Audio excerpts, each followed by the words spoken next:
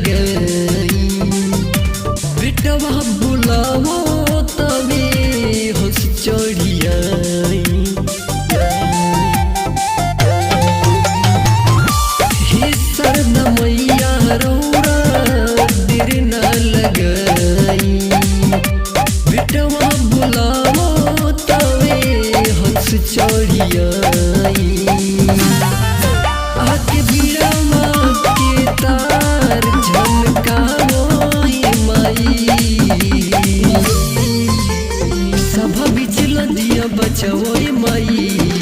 दर्शन दिखावो माई सभा बीच लदिया बचावो माई दर्शन दिखावो माई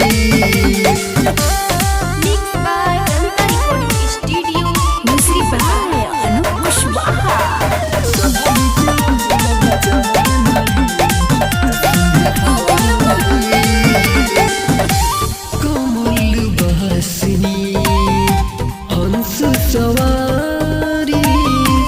भक्त जनों के मैया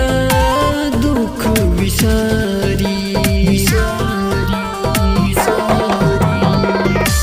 कमल बहसनी हंस सवारी भक्त जनों के मैया दुख विसारी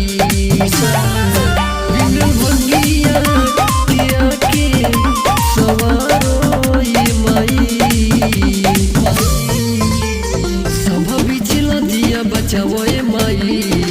दर्शन दिखावो माई सभा बीच लजिया बचावो माई दर्शन दिखावो माई सभा बीच लजिया बचावो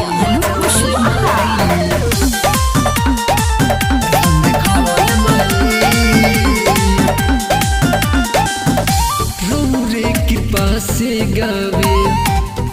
जे मासूम हो सबकी हुना चौताड़ी जे झूम झूम हो रौरे कृपा से गावे रंजित मासूम हो सबकी हुना चौताड़ी जे झूम झूम हो